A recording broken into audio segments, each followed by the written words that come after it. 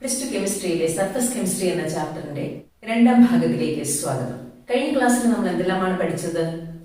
Adsorption എന്താണെന്ന് പഠിച്ചു. Adsorption എന്താണെന്ന് പറഞ്ഞത് accumulation of molecular species on the surface of the adsorbent.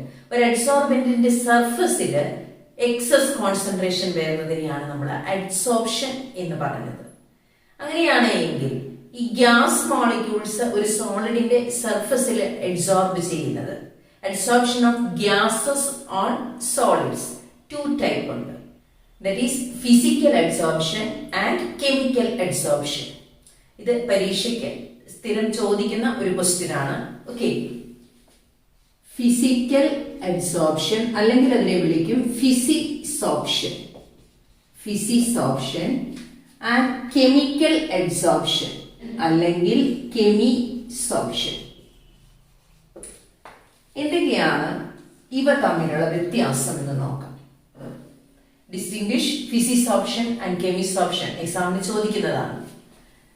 First one, പേരിൽ നിന്ന് തന്നെ ഫിസിസോർപ്ഷൻ. ഒരു ഗ്യാസ് സോളിഡിന്റെ സർഫസിലേക്ക് വന്ന് അഡ്സോർബ് ചെയ്യുമ്പോൾ അവിടെ ഉണ്ടാകുന്ന force of attraction weak van der Waals force of attraction ആണ് എങ്കിൽ എന്താണ്? Weak van der Waals force of attraction നമ്മൾ പഠിച്ചിട്ടുണ്ട്. വാൻഡർവാൾസ് ഫോഴ്സ് ആണ് എങ്കിൽ ആ അഡ്സോർപ്ഷനെയാണ് നമ്മൾ എന്തെന്ന് വിളിക്കുന്നത്? ഫിസിസോർപ്ഷൻ എന്ന് വിളിക്കുന്നത്. ഇത് ഒരു അഡ്സോർബന്റ് ആണെങ്കിൽ ഈ അഡ്സോർബന്റിന്റെ സർഫസിലേക്ക് ഗ്യാസ് മോളിക്യൂൾസ് വന്ന് അഡ്സോർബ് ചെയ്യുമ്പോൾ if the forces holding this adsorbate, ഇതിനെ നമ്മൾ എന്താ വിളിക്കുന്നത്? Adsorbate and adsorbent, this is adsorbent are weak van der Waals force of attraction, then it is called physisorption. നമുക്കറിയാം van der Waals force of attraction universal ആയിട്ട് കാണപ്പെടുന്ന ഒരു force of attraction ആണ്. അവിടെ കെമിക്കൽ ബോണ്ട് ഒന്നും form ചെയ്യുന്നില്ല.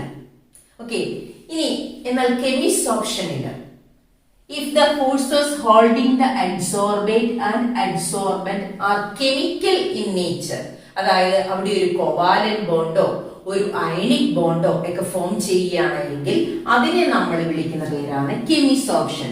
So a chemical bond is formed, chemical bond is formed between the adsorbate and adsorbent, then that adsorption is called a chemisorption.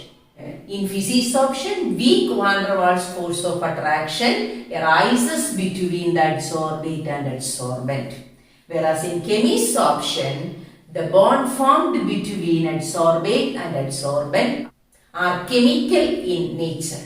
Now the second point, weak van der Waals force of attraction എല്ലായിടത്തും കാണപ്പെടുന്ന ഒരു force of attraction ആണെന്ന്. അതാണെങ്കിൽ അങ്ങനെയാണ് എങ്കിൽ ഏത് സർഫസിൽ വേണമെങ്കിലും ഏത് ഗ്യാസിന് വേണമെങ്കിലും വന്ന് പറ്റിപ്പിടിച്ചിരിക്കാം, ശരിയല്ലേ? So that is not specific in nature. ഇന്ന സർഫസിലേക്ക് ഇന്ന ഗ്യാസ് വന്നാൽ മാത്രമേ ഫിസിസോർപ്ഷൻ നടക്കൂ എന്ന് നമുക്ക് പറയേണ്ട കാര്യമില്ല. Because van der Waals force is universal. So physisorption is not specific in nature, not specific in nature. എന്നാൽ കെമിസോർപ്ഷൻ നടക്കുമ്പോൾ ബോണ്ട് ഫോം ചെയ്യണം. ഒരു ഗ്യാസ് വന്ന് അഡ്സോർബ് ചെയ്യുകയാണെങ്കിൽ, for example adsorption of oxygen on metals, അവിടെ ഉണ്ടാകുന്ന ബോണ്ട് എന്താണ്? ഓക്സൈഡ് ബോണ്ട് ആണ്. അപ്പൊ അവിടെ ഒരു കെമിക്കൽ ബോണ്ട് ഫോം ചെയ്യാൻ പറ്റുന്ന സർഫസ് ആയിരിക്കണം, അതുപോലെയുള്ള ഗ്യാസ് മോളിക്യൂൾസും ആയിരിക്കണം വരുന്നത്. സോ അങ്ങനെയാണെങ്കിൽ മാത്രമേ അവിടെ എന്ത് നടക്കുകയുള്ളൂ? കെമിസോർപ്ഷൻ നടക്കുകയുള്ളൂ. Another example is adsorption of hydrogen on transition metals. അവിടെ ട്രാൻസിഷൻ മെറ്റൽസിൽ ഹൈഡ്രജൻ ഹൈഡ്രൈഡ് ആയിട്ടാണ് ഫോം ചെയ്യുന്നത്. ഹൈഡ്രൈഡ് ഓക്സിജൻ അഡ്സോർബ് ചെയ്യുമ്പോൾ അത് ഓക്സൈഡ് ആയിട്ടാണ്, അവിടെ ഒരു ബോണ്ടാണ് ഫോം ചെയ്യുന്നത്. സോ അങ്ങനെ ബോണ്ട് ഉണ്ടാക്കാൻ കഴിവുള്ള അഡ്സോർബേറ്റും അഡ്സോർബന്റും തമ്മിൽ മാത്രമേ എന്ത് നടക്കുകയുള്ളൂ? കെമിസോർപ്ഷൻ നടക്കുകയുള്ളൂ. അതുകൊണ്ട് നമുക്ക് പറയാം കെമിസോർപ്ഷൻ ഈസ് സ്പെസിഫിക് ഇൻ നേച്ചർ. കെമിസോർപ്ഷൻ എന്താണ്? സ്പെസിഫിക് ഇൻ നേച്ചർ ആണ്. ഓക്കെ, ഇനി മൂന്നാമത്തെ ഡിഫറൻസ് എന്ന് പറയുന്നത് ഫിസിസോർപ്ഷൻ. സപ്പോസ് ഒരു സോളിഡ് അഡ്സോർബന്റ് ആണ്, സോളിഡ് ആണ് ഇവിടെ അഡ്സോർബന്റ്. ഈ അഡ്സോർബന്റിലേക്ക് ഒരു ഗ്യാസ് വന്ന് അഡ്സോർബ് ചെയ്യുകയാണ്. So gas is the adsorbate adsorb ചെയ്യുമ്പോൾ നമ്മൾ അതിനെ എങ്ങനെ എഴുതും? ഗ്യാസ് ഇൻ സോളിഡ് അല്ലെ? സോളിഡിന്റെ സർഫസിൽ ആര് അഡ്സോർബ് ചെയ്തു? ഗ്യാസ് അഡ്സോർബ് ചെയ്തു. ഈ ഒരു പ്രോസസ്സിൽ ഇവിടെ ഒരു എമൗണ്ട് ഓഫ് എനർജി റിലീസ് ചെയ്യുന്നുണ്ട് അല്ലെ? ഒരു ഹീറ്റ് എനർജി അവിടെ റിലീസ് ചെയ്യുന്നുണ്ട്. ഇത് നമുക്കറിയാം. കാരണം നമ്മൾ പഠിച്ചു അഡ്സോർപ്ഷൻ എന്ന് പറയുന്നത് എന്താണ്? ഒരു എക്സോതെർമിക് പ്രോസസ് ആണ് നമ്മൾ പഠിച്ചു. ഈ ഒരു റിയാക്ഷനിൽ നോക്കിക്കേ, ഈ സോളിഡിന്റെ സർഫസിൽ ഗ്യാസ് മോളിക്യൂൾസ് വന്ന് അഡ്സോർബ് ചെയ്യാണ്. നമ്മൾ ഇതിന്റെ പ്രഷർ കൂട്ടിയാണ്. ഈ ഗ്യാസിന്റെ പ്രഷർ കൂട്ടുമ്പോൾ എന്ത് സംഭവിക്കുന്നത്? കൂടുതൽ ഗ്യാസ് മോളിക്യൂൾസ് ഇതിന്റെ മുകളിൽ അഡ്സോർബ് ചെയ്യും. ശരിയല്ലേ? കൂടുതൽ ഗ്യാസ് മോളിക്യൂൾസ് ഇതിന്റെ മുകളിൽ അഡ്സോർബ് ചെയ്യും. What happens if pressure decreases? Pressure കൂട്ടിയാൽ കൂടുതൽ ഗ്യാസ് മോളിക്യൂൾസ് അഡ്സോർബ് ചെയ്യും. പ്രഷർ കുറച്ചാൽ എന്താ സംഭവിക്കുന്നത്? ഈ ഗ്യാസ് മോളിക്യൂൾസ് എന്ത് ചെയ്യും? ഇതിനകത്ത് നിന്ന് അഡ്സോർബ് ചെയ്ത് റിമൂവ് ചെയ്യപ്പെടും. അപ്പൊ ഇതൊരു റിവേഴ്സിബിൾ പ്രോസസ് അല്ലേ? So physisorption is a reversible process. എന്താണ്? റിവേഴ്സിബിൾ പ്രോസസ് ആണ്. അഡ്സോർപ്ഷനും നടക്കും, ഡീസോർപ്ഷനും നടക്കും. പ്രഷർ കൂട്ടിയപ്പോൾ കൂടുതൽ മോളിക്യൂൾസ് അഡ്സോർബ് ചെയ്തു. പ്രഷർ കുറച്ചപ്പോൾ അഡ്സോർബ് ചെയ്ത മോളിക്യൂൾസിന് എന്ത് സംഭവിച്ചു? ഡീസോർപ്ഷൻ സംഭവിച്ചു. അവിടെ നിന്ന് റിമൂവ് ചെയ്യപ്പെട്ടു. That is a reversible process. And what about the case of chemisorption? Chemisorption reversible ആണോ? നമുക്കറിയാം ഒരു കെമിക്കൽ ബോണ്ടാണ് അവിടെ ഫോം ചെയ്യുന്നത് അല്ലെ? അങ്ങനെ ഇവര് തമ്മില് ഒരു കെമിക്കൽ ബോണ്ട് ഫോം ചെയ്യുമ്പോൾ ഒരു എനർജി കൊടുത്താലല്ലേ ഈ ബോണ്ട് ബ്രേക്ക് ചെയ്യുള്ളൂ. അപ്പൊ അതൊരു റിവേഴ്സിബിൾ പ്രോസസ് ആണോ? തിരിച്ച് ഡീസോർപ്ഷൻ നടക്കോ? ഇല്ല. സോ ഈ chemisorption it is irreversible since chemical bond is present between the adsorbate and adsorbent.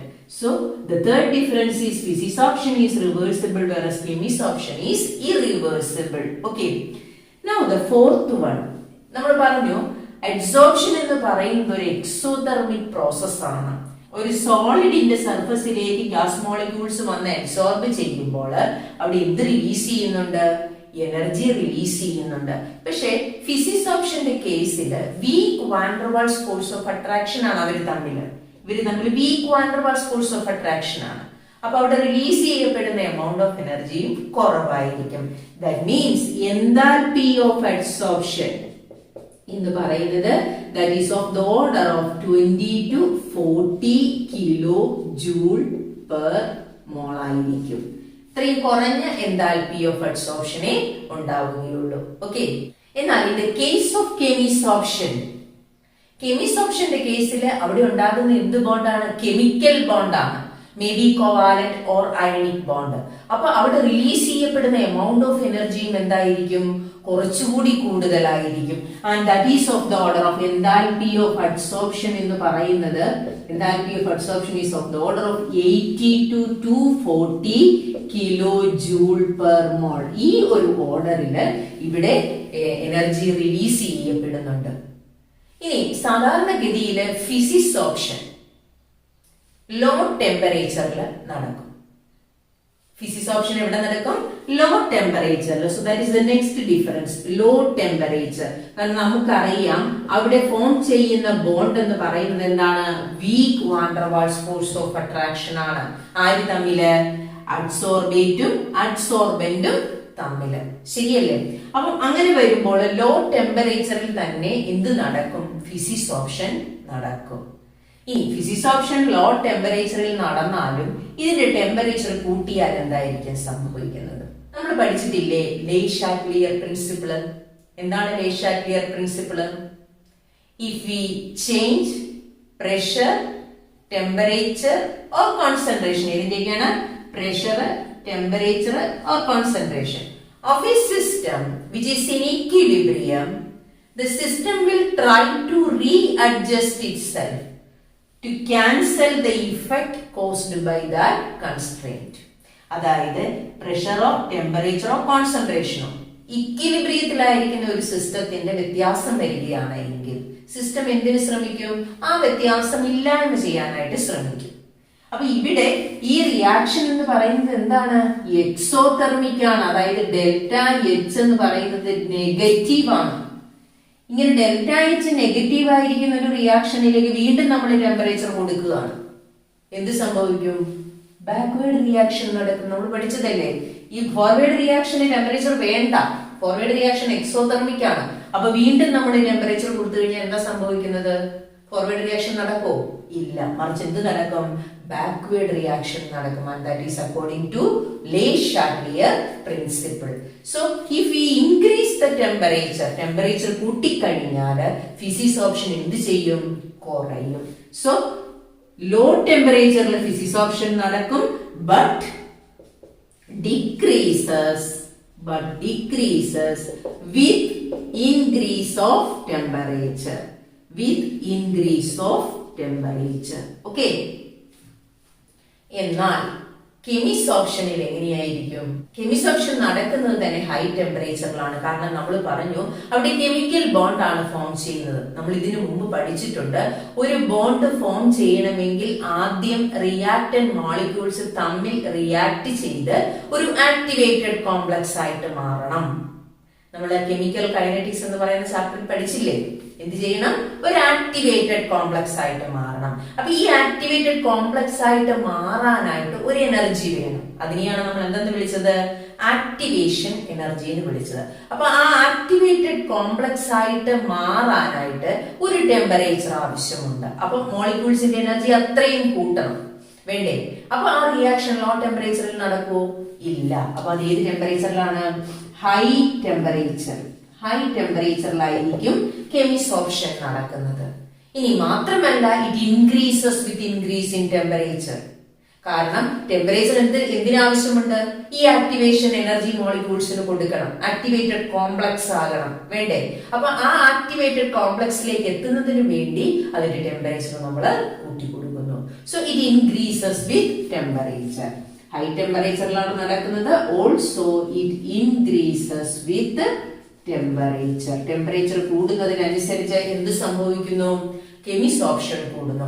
Okay, അതാണ് അഞ്ചാമത്തെ difference. So chemisorption takes place at high temperature and it increases with increase in temperature. Temperature കൂടുന്നതിനനുസരിച്ച് കൂടുന്നു. കാരണം അവിടെ എന്തുണ്ടാകണം? Activated complex ഉണ്ടാകണം. അതിന് എന്ത് വേണം? ആക്ടിവേഷൻ എനർജി വേണം. മോളിക്യൂൾസിന് കൂടുതൽ എനർജി കിട്ടണം. ഓക്കെ, ഇനി ആറാമത്തെ ഡിഫറൻസ് എന്ന് പറയുന്നത് ഫിസിക്സ് ഓപ്ഷന് ആക്ടിവേഷൻ എനർജി വേണമെന്ന് നിർബന്ധമില്ല. സോ no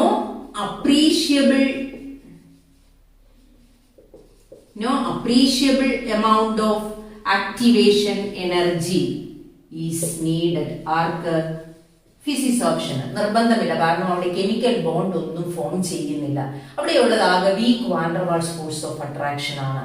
എന്നാൽ കെമിസ് ഓപ്ഷനിൽ എന്ത് ഫോം ചെയ്യുന്നുണ്ട്? കെമിക്കൽ ബോണ്ട് ഫോം ചെയ്യുന്നുണ്ട്. So it needs high activation energy.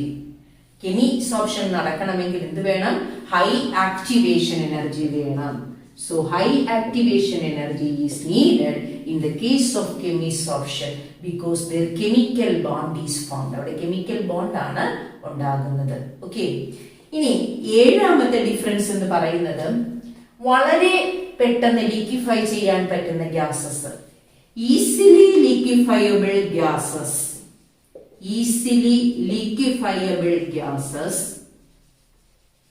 Adsorb readily, വളരെ പെട്ടെന്ന് അഡ്സോർബ് ചെയ്യുന്നു. ആരാണ് പെട്ടെന്ന് ലിക്വിഫൈ ചെയ്യുന്ന gases?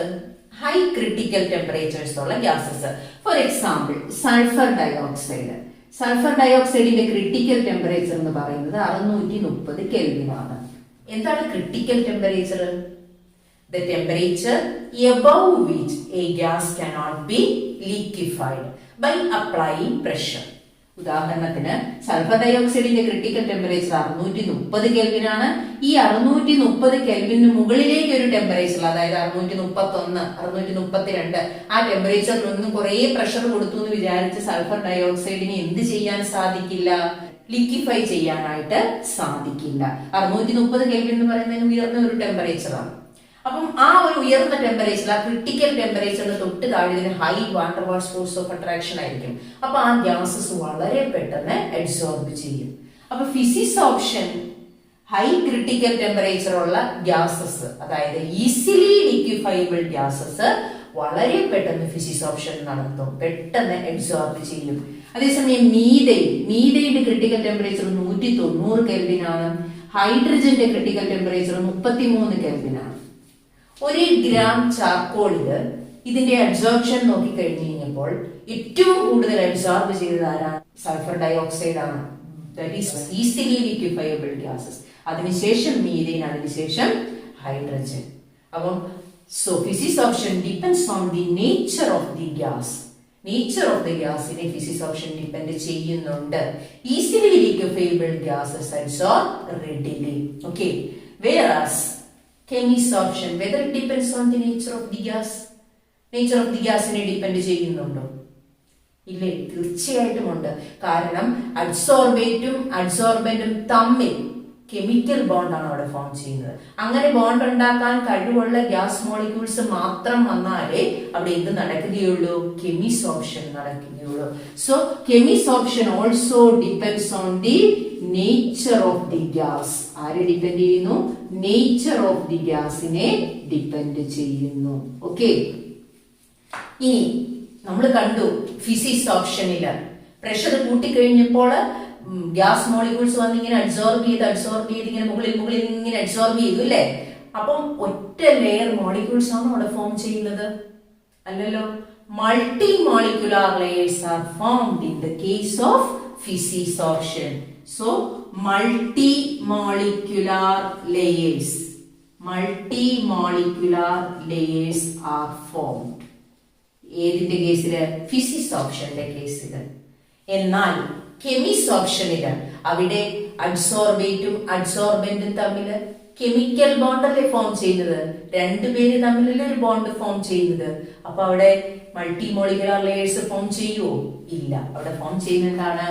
Uni molecular layers. Unimolecular layer is formed in chemisoption because that is chemical bond is formed there. Now the last one, surface area കൂടുന്നതിനനുസരിച്ച് ഫിസിസോപ്ഷൻ കൂടുന്നുണ്ടോ? Surface area കൂടുന്നത് എങ്ങനെയാണ്? നല്ല പൗഡേർഡ് ഫോമിലാണ്. അപ്പൊ സർഫസ് ഏരിയ കൂടുതലായിരിക്കും. ഒരു solid, ഞാൻ പറഞ്ഞ ഒരു ഇഷ്ടികയായിട്ട് എങ്ങനെ എടുത്തു വെച്ചേക്കുകയാണെങ്കിൽ അതിന്റെ സർഫസ് ഏരിയ എന്ന് പറയുന്നത് കുറവാണ്. പക്ഷെ ആ ഒരു ഇഷ്ടികയെ നിങ്ങളൊന്ന് പൊടിച്ച് അതിന്റെ സർഫസ് ഏരിയ ഒരുപാടാവില്ലേ? So with increase in surface area physisorption increases. So increases with surface area of അഡ്സോർബന്റിന്റെ സർഫസ് ഏരിയ കൂടുന്നതിനനുസരിച്ച് എന്ത് കൂടുന്നു? ഫിസിസോപ്ഷൻ കൂടുന്നു. കെമിസോപ്ഷനോ അത് തന്നെയല്ലേ സംഭവിക്കുന്നത്? So in chemisorption also with increase in surface area of the adsorbent chemisorption increases. Same ആണെന്നാണ് ഞാൻ എഴുതിയിരിക്കുന്നത്. രണ്ടിന്റെ കേസിലും എന്താണ്? സർഫസ് ഏരിയ കൂടുന്നതിനനുസരിച്ച് അഡ്സോർപ്ഷൻ, രണ്ട് ടൈപ്പ് അഡ്സോർപ്ഷനും കൂടും. ഓക്കെ, അപ്പൊ ജസ്റ്റ് ഒന്ന് നമുക്ക് പറഞ്ഞു നോക്കാം, ഒന്നുകൂടി ഒന്ന് പറഞ്ഞു നോക്കാം. ഫിസിസോപ്ഷനിലെ അഡ്സോർബേറ്റും അഡ്സോർബന്റും തമ്മിലുള്ള force of attraction weak van der Waals force of attraction. But in chemisorption it is chemical bond in nature. Physisorption is not specific. ഏത് ഗ്യാസ് മോളിക്യൂൾസിന് ഏത് സർഫസിൽ വേണമെങ്കിലും പോയിരിക്കാം. Because the force of attraction is universal, weak van der Waals force of attraction. Now, chemisoption, it is specific because a bond has to be formed there. Now, in physisorption it is reversible. നമ്മൾ കണ്ടതാണ് അല്ലെ, pressure കൂട്ടിക്കഴിഞ്ഞപ്പോൾ അവിടെ കൂടുതൽ adsorption നടന്നു, കുറച്ച് കഴിഞ്ഞപ്പോൾ ഡീസോപ്ഷൻ നടന്നു. So that is reversible. But in chemisoption, since a chemical bond is formed, it is irreversible.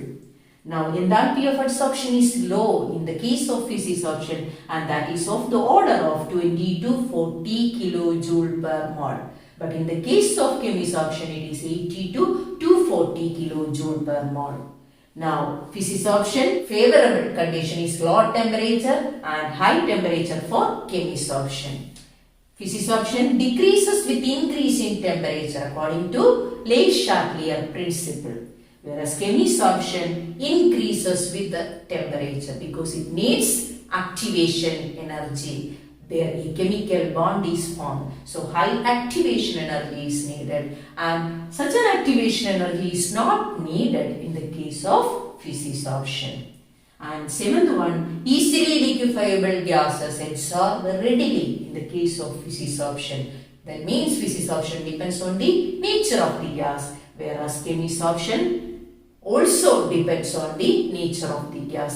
A gas molecule which can make a bond with the adsorbent can form chemisorption. Now, multimolecular layers are formed in physisorption, whereas unimolecular layers are formed in chemisorption. And both physisorption and chemisorption increases with increase in surface area. Okay. ഇനി ഈ ടോപ്പിക്കിൽ നിന്ന് പരീക്ഷയ്ക്ക് ചോദിക്കാൻ സാധ്യതയുള്ള ചോദ്യങ്ങൾ ചോദിച്ചിട്ടുള്ളതുമാണ് കേട്ടോ, എഴുതി പഠിക്കണം. ഡിസ്റ്റിംഗ്വിഷ് ഫിസിസോപ്ഷൻ ആൻഡ് കെമിസോപ്ഷൻ നമ്മൾ കണ്ടല്ലോ. ആ 9 കാര്യങ്ങൾ നിങ്ങൾ നന്നായിട്ട് പഠിക്കുക. അതിൽ നിന്ന് തന്നെ സബ് ക്വസ്റ്റ്യൻസും ചോദിക്കാം. അത് പഠിച്ചാൽ തന്നെ, ആ ടോപ്പിക്ക് പഠിച്ചാൽ തന്നെ അതിൽ നിന്ന് സബ് ക്വസ്റ്റ്യൻസ് ചോദിക്കാം. അങ്ങനെ ഒരു ക്വസ്റ്റ്യൻ ആണ്, why does physisorption decrease with increase of temperature? Temperature കൂടുന്നതിനനുസരിച്ച് ഫിസിസോപ്ഷൻ കുറയാൻ കാരണം എന്താണ്? We know that adsorption is exothermic. So according to Le Chatelier principle, what happens? If temperature increases, it will favor the backward reaction. Like, appo adsorption, physisorption കുറയും. ചില സന്ദർഭങ്ങളിൽ temperature കൂട്ടി കഴിയുമ്പോൾ ഈ ഫിസിസോപ്ഷൻ ഓട്ടോമാറ്റിക്കലി എന്തായിട്ട് മാറാറുണ്ട്? കെമിസോപ്ഷൻ ആയിട്ട് മാറാറുണ്ട്, കണ്ടീഷൻസ് ഒക്കെ ഫേവറബിൾ ആണെങ്കിൽ. ഫോർ എക്സാമ്പിൾ, നിക്കലിന്റെ സർഫസിൽ ഹൈഡ്രജൻ ഗ്യാസ് ആദ്യം വാൻ ഡെർ വാൾസ് ഫോഴ്സ് കൊണ്ടാണ് അഡ്സോർബ് ചെയ്യുന്നത്. അതിനുശേഷമാണ് ഈ ഹൈഡ്രജൻ ടെമ്പറേച്ചർ കൂട്ടിക്കഴിയുമ്പോൾ ഈ ഹൈഡ്രജൻ മോളിക്യൂൾസ് ഡിസോസിയേറ്റ് ചെയ്യുന്ന അവിടെ ബോണ്ട് ഫോം ചെയ്യുന്നത്. അങ്ങനെയുള്ള കേസസും ഉണ്ട്. അപ്പം വന്നിരിക്കുന്ന gas depends on the nature of the gas and the adsorbent.